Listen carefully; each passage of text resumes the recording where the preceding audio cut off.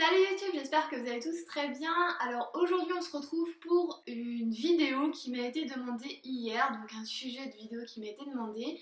Ça m'a bien inspiré, donc je vous la fais aujourd'hui avec Penny. Voilà, moi du juice. Donc c'est parti, donc le sujet va être sur débuter un élevage de furets, quels sont les points importants à savoir avant de commencer, de se lancer dans l'élevage de furets. Donc j'ai pas fait cette vidéo, en fait j'ai préparé donc ce que je devais dire et Sylvie des Cartoons Ferret, donc l'éleveuse de Penny et de Belle, m'a aidée, ainsi que Floriane, donc de l'élevage Les Furets Boules de Poil. Voilà, donc j'espère que ça vous plaira, que ça sera assez complet. Et puis on commence tout de suite. Donc j'ai divisé cette vidéo en 10 points. C'est parti pour le premier point. Tout d'abord, l'élevage, créer un élevage de furets, ça commence par la sélection et linguismo et adopter et choisir les bons furets. C'est-à-dire qu'il va falloir faire de la sélection, donc il va vous falloir des furets de 1 dont la généalogie est connue et d'origines très diverses pour éviter que vous vous retrouviez avec des furets qui ont des parents communs et donc par conséquent éviter la consanguinité. Vous ne pourrez pas faire reproduire des femelles angora. Donc par exemple moi si je voulais faire reproduire Penny, je ne pourrais pas parce que certes elle peut me faire des bébés mais elle ne pourra pas s'en occuper après puisque un furet angora, une furette angora ne produit pas de lait. Donc à moins que les bébés puissent aller chez une autre maman qui elle aura du lait, mais si elle a du lait ça veut dire qu'elle a déjà des bébés à s'occuper, ce qui peut être assez lourd pour elle. Donc voilà, il faut que vous ayez ça en tête. Par contre, bien entendu, vous pouvez tout à fait prendre un mâle angora en tant que papa. Ensuite, il va falloir faire attention, donc ça c'est on veut ou on veut pas. C'est si vous voulez faire reproduire des dew et des furets tachetés, c'est-à-dire des furets avec des marquages type badger, ce genre de choses, j'y connais pas trop, mais il y a certains marquages qui font que les furets sont sourds. Donc est-ce que vous voulez perpétuer cet art de surdité ou non, à vous choisir. Donc quand on commence la première année, moi je conseillerais un mâle et une femelle pour voir, parce que vous allez tout découvrir de A à Z. Et donc bon, si vous arrivez déjà à gérer une portée, ça sera déjà pas mal pour vous. Et après avec un peu plus d'expérience, augmenter petit à petit pour arriver disons à 3-4 mâles et une quinzaine de femelles. Ensuite, deuxième point, le matériel. Donc il va, si vos furets... Mais ça suffit! Si vos furets vivent en intérieur avec vous, il leur...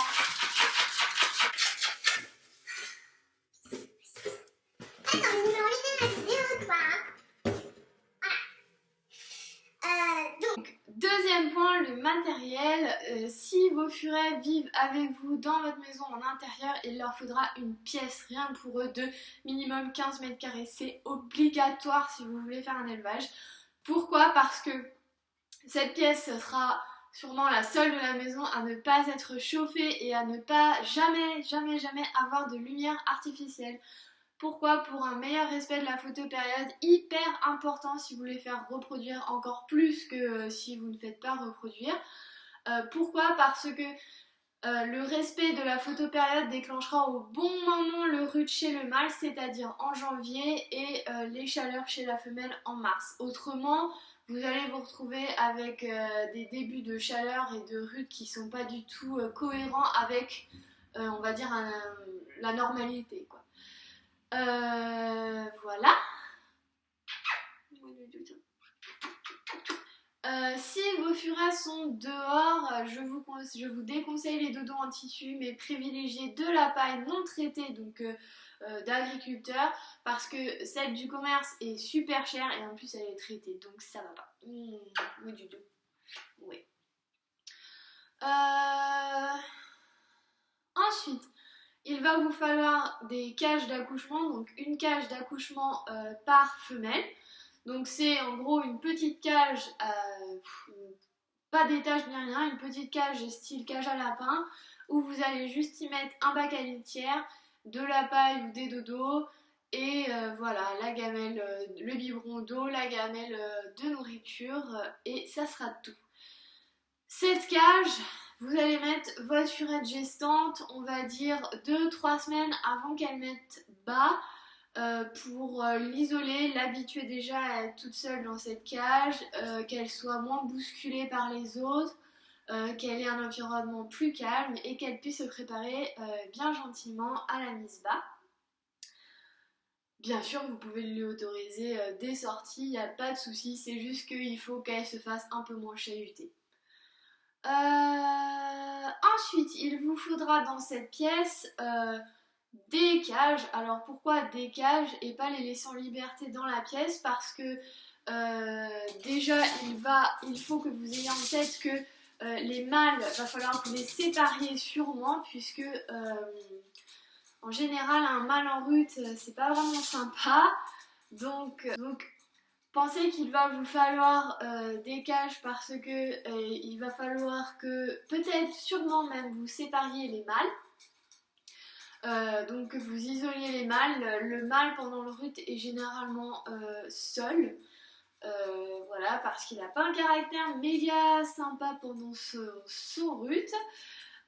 Et ensuite pour la nourriture également, c'est beaucoup plus facile de nettoyer une cage que de nettoyer une pièce entière de 15 mètres carrés 2 fois par jour à cause de la nourriture. Ensuite, bien sûr, il vous faudra les trucs basiques, gamelle, litière, pelée, jouets, arbre à chat, vraiment quelque chose que quand ils sortent dans leur pièce, ils soient stimulés, ils puissent jouer, ils aient de quoi jouer, et voilà. Prévoyez aussi des caisses de transport pour les visites chez le vétérinaire. Il va vous falloir une pharmacie, donc ça quand on a des animaux en général, moi je sais que ma mère m'a tout de suite dit il te faut une pharmacie. J'ai déjà fait 2 vidéos sur ce qu'il y avait dans ma pharmacie, donc là je vous laisse aller voir. Peut-être ce qu'il faudra rajouter pour des bébés ou des femelles gestantes. Une boîte de pâté AD de chez Yves, peut-être du Fortol, du Carnivore Car, ce genre de choses s'il y a un petit coup de mou. Et voilà, des vermifuges, de l'antipuce, voilà quoi, les trucs basiques j'ai envie de dire. N'oubliez pas une balance aussi pour pouvoir peser les bébés et la maman pour voir si tout va bien. La nourriture, il va vous falloir une nourriture 100% carnée, donc on oublie totalement les croquettes et on privilégie les proies, le barf bien complet, donc les proies, pensez à les varier, donc poussin, souris, hamster, rat, le barf, faites du barf de cheval, vraiment des barfs costauds pour la maman et pour les bébés. Et ensuite, vous pouvez bien évidemment rajouter du jaune d'œuf, de l'huile de saumon, de la levure de bière, il n'y a aucun souci. Donc, 5e point, le passage chez le véto. Quand on veut faire les choses bien, en général, tous les ans, on part faire tester nos petits reproducteurs pour le CE, l'ADV et évidemment analyse de sel pour voir s'il n'y aurait pas des maladies type coccidiose. Donc le CE, l'ADV, je vous renvoie à une vidéo que j'avais fait il y a quelques temps, où j'explique vraiment bien ce que c'est. Pendant la gestation également de la maman, je vous conseille d'aller chez votre vétérinaire vers le 24e jour de gestation pour voir si déjà il y a des bébés. Parce que si c'est une pseudo grossesse, bon bah voilà, ça sert à rien de s'inquiéter pour rien du coup. Et pour voir s'il y a des bébés, si les bébés sont bien placés. Quand les petits naissent, va falloir également que vous ayez les pucées, donc ça c'est à la fin du sevrage, à la fin des presque aux 2 mois révolus. Donc les pucer obligatoirement avant la vente, c'est obligatoire. Et sur la demande de l'adoptant, si il faut que vous les vacciniez ou pas. Voilà. Et également que le vétérinaire va vous remplir avant l'adoption un certificat de bonne santé. Donc voilà, qu'il mettra dans le carnet de santé. Donc je vais poser 2 secondes Gizmo parce que je vais vous montrer un petit exemple. Donc les papiers en 6e point. Les papiers à donner aux adoptants. Donc bon, alors moi je vous dis un petit peu ce que j'ai eu pour Juliette par exemple, parce que pour Belle et Penny j'ai pas eu les mêmes choses du tout. Donc bien sûr il y aura le carnet de santé, le contrat de vente, la généalogie du furet, des fiches conseils si vous avez des adoptants qui sont complètement débutants, les copies des tests CEADV CoPro pourquoi pas, et en bonus, vous pouvez également faire un petit album de photos de la naissance jusqu'aux 2 mois et également insérer un petit kit de jouets, un harnais. Il y a des éleveurs qui font ça. Donc par exemple pour Juliette, moi j'ai eu donc un petit dossier en fait où il y avait sa photo. Ensuite j'ai eu en gros donc le contrat de vente avec mon nom, le nom du furet. Voilà le prix que je l'ai payé et voilà comme quoi je m'engage à donner les meilleurs soins possibles à l'animal, à donner des nouvelles à l'adoptant et en cas de changement d'adresse et tout ça, en informer l'adoptant. Donc il y a eu la signature de Alice et la mienne. Ensuite, il y a eu le certificat de naissance, donc le furet descriptif du furet, donc son nom, le sexe, la date de naissance, l'élevage d'où elle vient, sa couleur et sa robe, contre quoi elle a été vaccinée, si elle a été pucée, si elle a été vue par un vétérinaire, et le descriptif de la portée dans laquelle votre furet fait partie. Donc par exemple, il y avait combien de furetons, mâle, femelle, combien, s'il y en a qui sont décédés ou pas. Le père, la mère, la provenance, pareil, descriptif et signature. Ah oui, il y a aussi, elle m'avait fait le protocole de vermifugation. J'ai toujours du mal avec ce mot. Donc quand elle a vermifugé Juliette, avec quoi et ce qu'elle conseille en ce qui concerne le vermifuge, tous les combien et quoi. Ensuite, le petit guide de prise en main rapide du fureton. Donc premier contact, les sorties, la propreté, les morsures. Ensuite, l'alimentation avec quelques recettes de barf et les viandes à donner. Ce qu'il faut éviter comme nourriture, donc type sucrerie, chocolat. Voilà, les signes qui montrent que votre furet a de la fièvre. La trousse à pharmacie spéciale furet. Et d'ailleurs, vous pouvez rajouter... Ah oui, un thermomètre, mais ça je crois que je l'avais vu dans la vidéo. Et également, et moi j'en ai pas, il faudrait qu'on achète, c'est du charbon actif en cas d'empoisonnement. Voilà.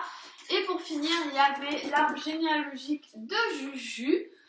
Donc on repart sur Morphée son père, Abby sa mère, et puis après on repart sur encore les parents de Morphée, de Abby. Et puis voilà, donc du côté d'Abby, il y a des origines anglaises, et du côté de Morphée, il y a des origines de Belgique et du Pays-Bas. Alors pour Penny et pour Belle, j'ai eu donc le contrat aussi, j'ai eu les tests CEADV je crois, et j'ai eu... Alors il y a des éleveurs qui préfèrent les mettre en ligne sur leur site, les résultats, voilà, ça évite d'imprimer pour tout le monde. Et qu'est-ce que j'ai eu aussi? Et la généalogie. Et des photos. Ouais. Voilà. Ensuite, Ensuite, en 7e point, le budget. Donc, il faut savoir qu'on ne vit pas d'un élevage si on fait les choses bien, sauf si vous faites de l'élevage intensif.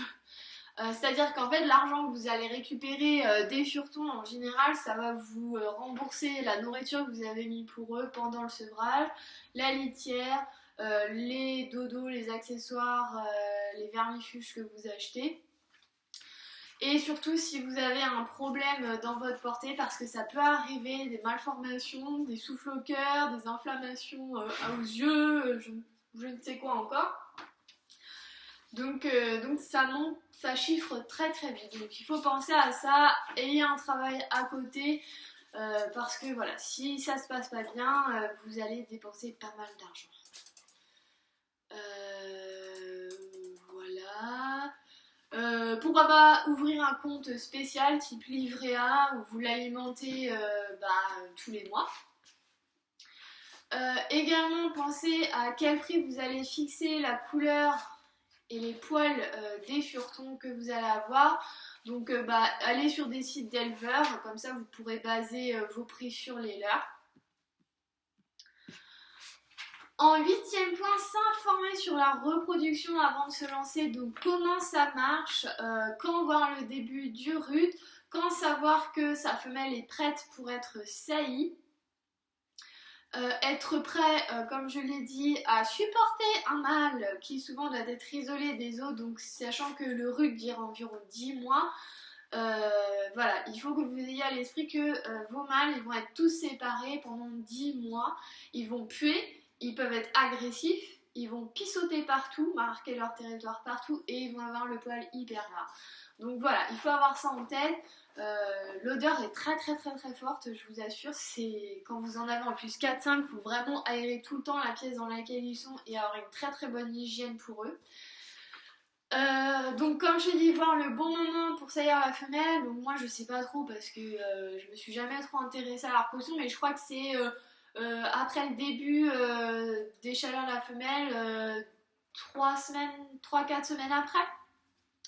Voilà, vous renseignez sur combien de temps peut durer la saillie, donc à partir du moment où le mâle est dans la femelle, combien de temps ils peuvent rester comme ça, qu'est-ce qu'il faut faire, donc les laisser quoi, faut surtout pas essayer de les séparer. Voilà, notez également, avoir un carnet de suivi, noter quand un tel et un tel ont été saillis pour avoir une date approximative des naissances.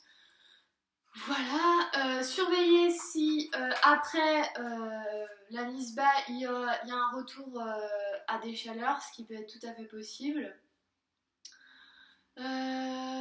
Voilà, et avoir du temps, c'est-à-dire que donc d'après Floriane des furets boules de poil, elle passe 3 heures à s'occuper des furets, donc nettoyer, jouer avec eux, etc. Sachant que plus vous avez de furets, plus il faudra nettoyer, vider les litières. Moi avec 5 furets, je vide les litières 2 fois par jour, matin et soir.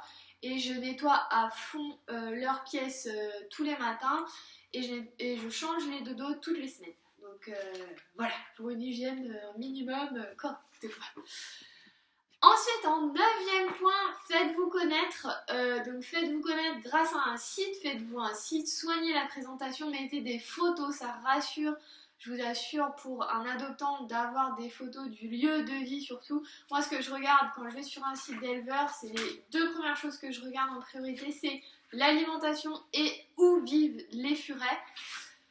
Donc voilà, et essayez d'éviter les fautes d'orthographe, ça fait toujours plus sérieux dans n'importe quoi d'ailleurs quand on fait pas trop de fautes d'orthographe. Donc si vous n'êtes pas très fort en orthographe, faites-vous corriger par quelqu'un.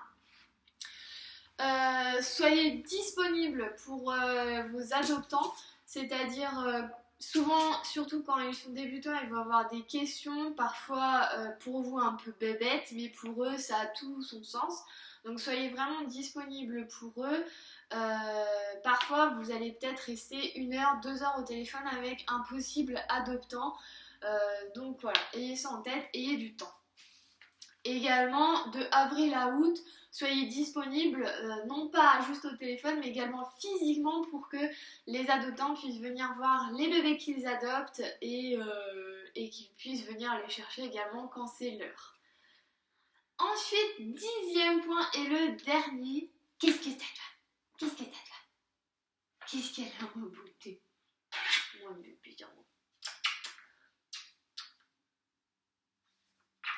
10e point, c'est les furetons. Donc il va falloir que vous manipuliez beaucoup les furetons. Il va falloir que vous leur appreniez avec l'aide de la maman la propreté. Ça va? La propreté, l'éducation à la non-morsure, ça aussi très important. Donc ayez le cœur extrêmement bien accroché, c'est-à-dire posez-vous la question, est-ce que vous avez vu naître et grandir les furetons, est-ce que vous allez être capable de les laisser partir?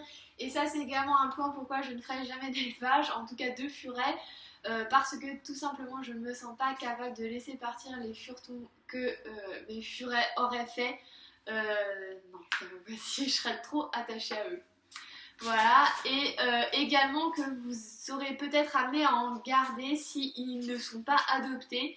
Donc pensez à ça, peut-être que tous vos furets ne seront pas adoptés, donc vous en garderez. Est-ce que vous pourrez, au niveau du budget, assurer?